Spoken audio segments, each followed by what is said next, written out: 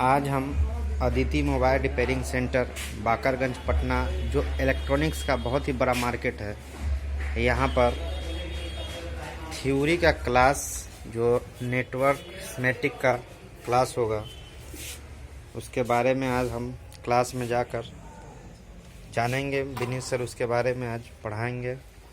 ये यहाँ स्टूडेंट लोग हैं। यहाँ बहुत ही कम बच्चों का क्लास और अच्छे तरीके से किया जाता है, क्योंकि ज़्यादा बच्चों को अगर एक क्लास में रख दिया जाए तो कहीं ना कहीं समझने में कोई दिक्कत होती है। और यहाँ बहुत ही कम फ़ी में, यानी मात्र 10,000 फ़ी में ही पूरा आईसी चिप लेवल तक का काम सिखाया जाता है।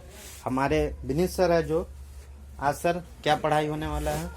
आज हम बताएंगे कि एक एंड्रॉयड मोबाइल में नेटवर्क जो एस्मेटिक होता है, डायग्राम होता है, उसका जो फॉल्ट फाइंडिंग होता है, कैसे हम ट्रेस करेंगे और कौन सा आईसी से क्या फॉल्ट आता है, इसके बारे में आज हम बताएंगे। जी ठीक, आज हम बता रहे हैं, आप लोग समझने की कोशिश कीजिएगा।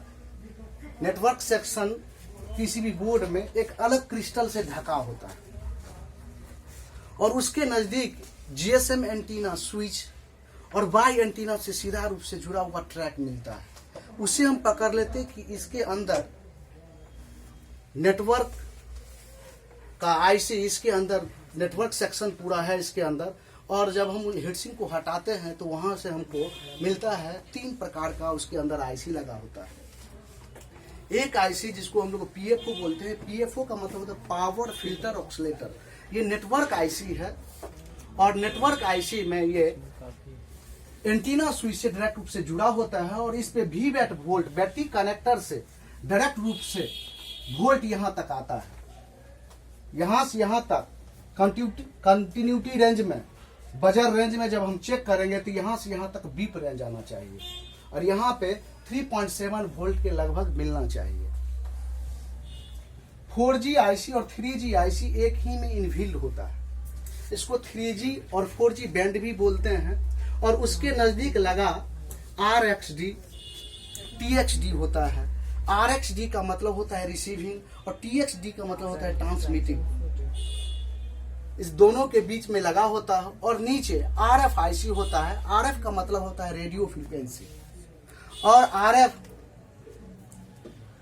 1 वोल्ट यहाँ 2.8 PMIC से इनपुट होता है और नीचे में 1.9 आपको सीपीयू से आता है। और जब इस पे इतना वोल्ट आता है, ये वर्क करता है। ये काम क्या करता है RFIC, ये RF सिग्नल को फिल्टर करता है, ऑटो ट्विन करता है और इसके अंदर वाईफाई आईसी भी इनबिल्ड होता है। जब RFIC खराब होता है तो वाईफाई नो सर्विस फॉल्ट आता है मोबाइल के अंदर। अगर 4G आईसी या 3G आईसी खराब हो तो ये फुल शॉर्टिंग भी होता है और हाफ शॉर्टिंग के दौरान डाटा स्लो वर्क करता है और डाटा काम नहीं करता है। RX खराबी होने के कारण रिसीविंग प्रक्रिया में कमी आता है, उसके दौरान सेट ऑफ हो जाता है अगर RX शॉर्टिंग हो तो। TX अगर खराब हो तो ट्रांसमिटिंग के दौरान सेट डेड हो जाता है और ट्रांसमिटिंग फिल्टर ये शॉर्ट होने के कारण सेट डेड भी हो सकता है। और यह हम देखेंगे कि सबसे पहले वीवेट वोल्ट कहां पे आ रहा है। बैटरी कनेक्टर के पॉजिटिव लेग से फर्स्ट स्टेप में 4G आईसी 3G आईसी को मिलता है और वहीं से डायरेक्ट रूप से वोल्ट पीएफओ को मिलता है। पीएफओ को सही वोल्ट नहीं मिलने से आपका इमरजेंसी कॉल आता है। इमरजेंसी मतलब समझ रहे हैं, इमरजेंसी कॉल यहाँ पे आ जाएगा और इमरजेंसी कॉल के दौरान आप कहीं पे कॉल नहीं लगा सकते हैं, लेकिन 108 नंबर पे कॉल लगा सकते हैं। ये दिखाता है कि बाहरी पीएफओ के बाद दिक्कत है। तो इमरजेंसी के दौरान हम देखेंगे कि क्या क्या बीमारी मोबाइल में आता है। हो सकता है पीएफओ खराब हो सकता है कि फिजिकल डैमेज हो सकता है एंटीना वायर खराब हो, एंटीना RF वायर खराब हो, एंटीना स्विच खराब हो सकता है कि फिजिकल डैमेज के दौरान पानी लगने से ये खराब हो सकता है और ये फुल शॉर्टिंग के दौरान सेट को डेड कर देता है। इसलिए कि प्राइमरी वोल्ट यहाँ पे आता है और सेट फुल शॉर्टिंग हो सकता है। यहाँ पर क्या होगा कि सेट ये दोनों बीप मारने लगेगा अगर यहाँ का कैपेसिटर शॉर्ट हो जाता है तो। अगर यहाँ कैपेसिटर शॉर्ट हो जाता है तो ये सेट फुल शॉर्टिंग हो जाएगा। तो हम सबसे पहले नेटवर्क सेक्शन में पीएफओ के नज़दीक लगा कैपेसिटर जिसको हम एनपीसी बोलते हैं, और 4G और 3G आईसी के नज़दीक लगा कैपेसिटर जिसको हम एनपीसी बोलते हैं, जो भूरा कलर का होता है, उसको सबसे पहले हम चेक करेंगे। और चेक करके इसको निकाल करके हम चेक कर सकते हैं कि ये शॉर्ट है कि नहीं।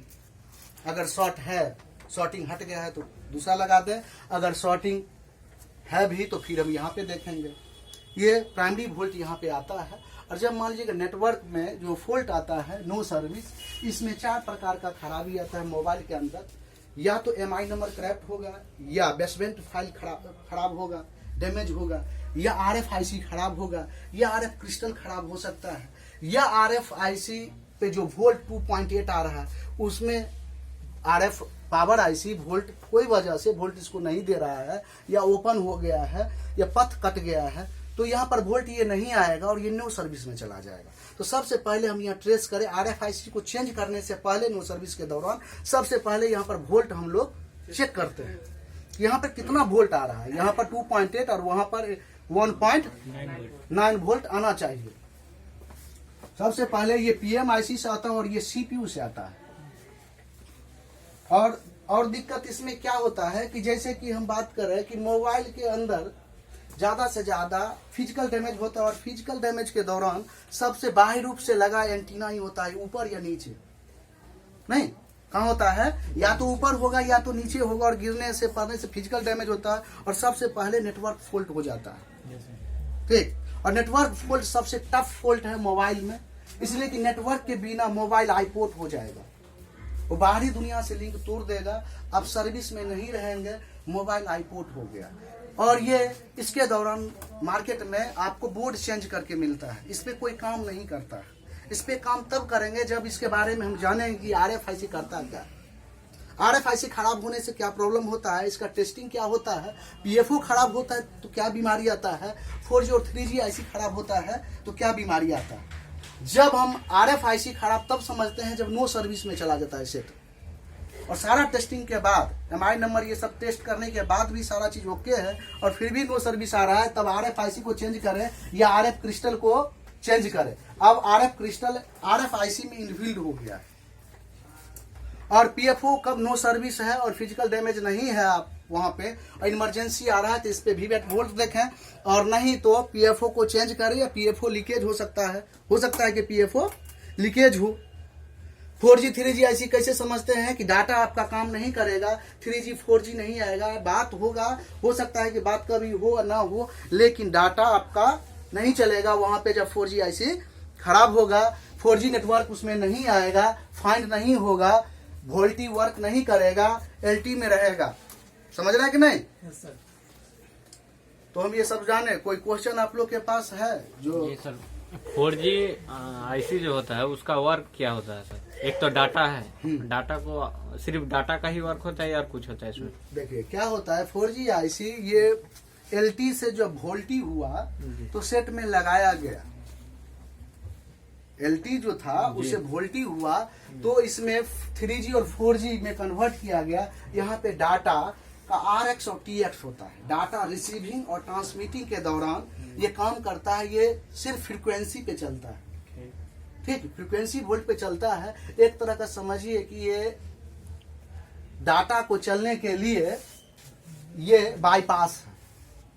बाईपास अगर खराब हो जाए, ओपन हो जाए तो क्या होगा? डाटा नहीं चलेगा, डाटा नहीं चलेगा। नहीं, इसमें प्राइमरी वोल्ट ये खराब होने के बाद 4G में कभी नहीं जाएगा, वोल्टी में कभी नहीं जाएगा, एलटी में रहेगा। समझ रहे कि नहीं? तो कोई दिक्कत? सर हाँ, अगर फोन में नो सिम बता रहा है, ठीक है, अगर IMEI नंबर हमने चेक किया, IMEI नंबर है, तभी भी नो सिम बता रहे, तो उस समय क्या दिक्कत है? हाँ बैठो।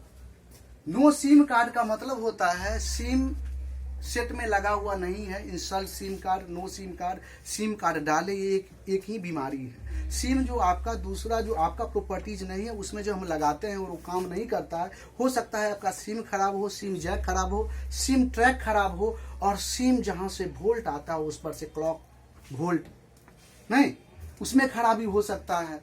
नहीं, उसका 6 लेग है और 6 लेग के बारे में अच्छा से हम लोग जानेंगे कि अगर 6 लेग 6 लेग का मान सही है सर और 6 लेग का insert- मान सही है जी तब उस पर हम हॉट ट्रेसिंग करेंगे। ठीक कहाँ पे उस पे 1.5 वोल्ट आता है, कहाँ पे उसका वर्किंग वोल्ट आता है, कहाँ पे 2.5 वोल्ट आता है, कहाँ पे रीसेट वोल्ट आता है, कहाँ पे क्लॉक वोल्ट आता है। ये पूरा चेक करने के बाद हम जाने कि ये क्लॉक वोल्ट आता कहाँ से है, उस आईसी से वोल्ट खराबी होगा। ये नहीं है यहीं से खराबी, ये जो आईसी सिग्नल इसको भेज रहा है या वोल्ट भेज रहा है उनमें कहीं ना कहीं लीकेज हो सकता है, समझ रहे हो कि नहीं। तो डैमेज वहाँ क्या है, जैक हो सकता है, नहीं उसका परिपात हो सकता है, खराब वहाँ पे क्या होगा, उसका परिपथ ओपन हो सकता है। इंसर्ट सिम से और RFIC से कोई इसका ही नहीं है नहीं है। RFIC क्या करता है, जब सिम नहीं लगेगा तो ये वोल्ट सीपीयू से नहीं जाएगा।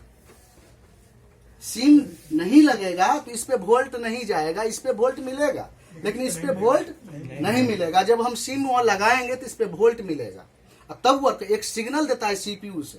एक एप्लीकेशन होता है सीपीयू में, फाइल होता है नेटवर्क सेक्शन के लिए, वो फाइल उसको एक बैंड बनाता है, डिजिटल बैंड बना करके इसको दे देता है और ये इसको फ्रीक्वेंसी वोल्ट बना करके इसको दे देता है, ठीक। और जो भी बात होता है तो एनालॉग में बात होता है, जो भी बात हम करते हैं ये इसको 2G बैंड भी बोलते हैं, 2G में बात होता है, ये इसको 2G भी बैंड बोलते हैं, ठीक।